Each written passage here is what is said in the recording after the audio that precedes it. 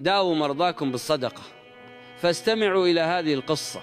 كانت امرأة تعلق كل يوم رغيف خبز على باب بيتها صدقة لوجه الله تعالى، وكان يأتي كل يوم رجل عجوز أحدب فيأخذ الرغيف، لكنه بدل أن يشكرها كان يردد دائما عبارة واحدة غريبة: ما تصنعه اليوم يعود إليك غدا. كانت المرأة تغضب في داخلها وتشعر أنه بدل أن يدعو لها أو يشكرها إنما يوبخها بكلام مبهم. ومع مرور الأيام ضاق صدرها، وفي أحد الأيام تمكن الشيطان من قلبها فقررت أن تضع السم في الرغيف لتتخلص من هذا الأمر نهائيا. لكن ما إن همت بتعليق الخبز حتى ارتجفت يداها وقالت في نفسها: أستغفر الله، أي ذنب عظيم أنا مقبلة عليه. فأسرعت وألقت الرغيف المسموم في النار، ثم أعدت رغيفا طازجا طيبا وعلقته مكانه. جاء العجوز فأخذ الرغيف وردد عبارته نفسها، ثم انصرف: ما تصنعه اليوم يعود إليك غدا. وفي المساء سمعت طرقا على الباب ففتحته، فإذا بابنها واقف أمامها بثياب ممزقة وقد أنهكه الجوع والتعب، سقط بين يديها وهو يقول بصوت ضعيف: أمي، كدت أموت جوعا لولا أن رجلا عجوزا صالحا أعطاني رغيف خبز في الطريق. شعرت المرأة وكأن الأرض قد زلزلت تحت قدميها، وأدركت أن ذلك الرغيف هو نفسه. وهكذا تعلمت أن الخير لا يضيع، وأن ما يزرع لوجه الله يعود ولو بعد حين مضاعفا رحمة وطمأنينة.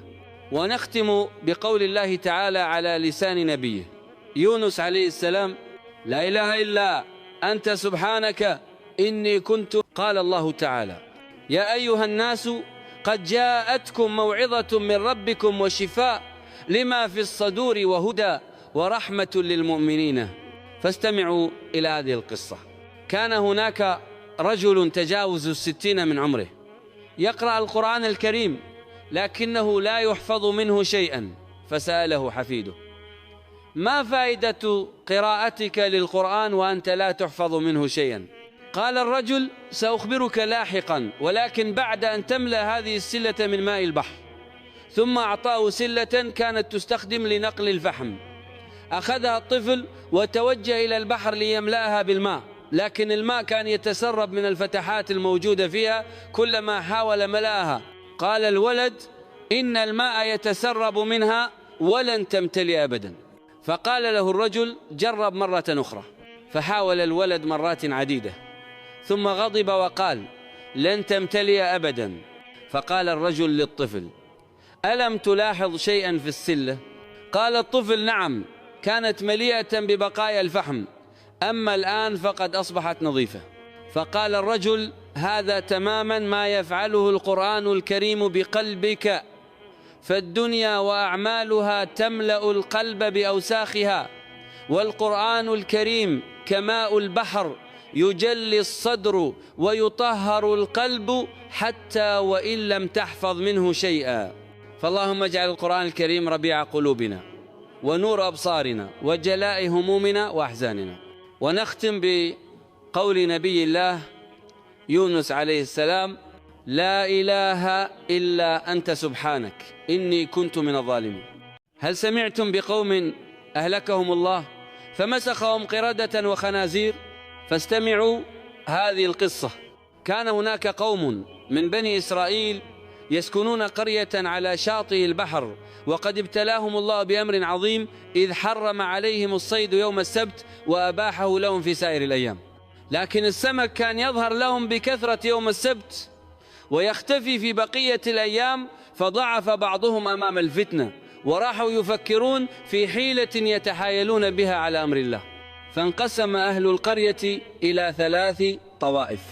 طائفة أولى قالت: لن نصطاد يوم السبت مباشرة، بل سنحفر الحفر وننصب الشباك يوم السبت، فإذا جاء السمك دخل فيها، ثم نأخذه يوم الأحد. وظنوا أنهم بذلك لم يخالفوا أمر الله. وطائفة ثانية كانت مؤمنة واعية فأنكرت عليهم أشد الإنكار وقالت اتقوا الله لا تخدعوا أنفسكم إن هذا حرام وهذه حيلة على شرع الله ومن يحتال على الله فقد عرض نفسه لعقابه. أما الطائفة الثالثة فسكتت وقالت دعوهم وشأنهم، نحن لا نحفر معهم ولا نشاركهم، ولكن إذا اصطادوا السمك يوم الأحد أكلنا معهم. فقالت لهم الطائفة الناصحة والله لا نحفر ولا نترككم تحفرون ولا نأكل من سمك أخذ يوم السبت، لأن ما بني على الحرام فهو حرام. ومر الوقت فأصرت الطائفة العاصية على فعلها واستهانت بأمر الله، واستمرت الطائفة الثالثة في صمتها لا تأمر بمعروف ولا تنهى عن منكر. فجاء أمر الله فأنجى الله الطائفة التي كانت تأمر بالمعروف وتنهى عن المنكر، وأخذ الذين ظلموا بعذاب شديد.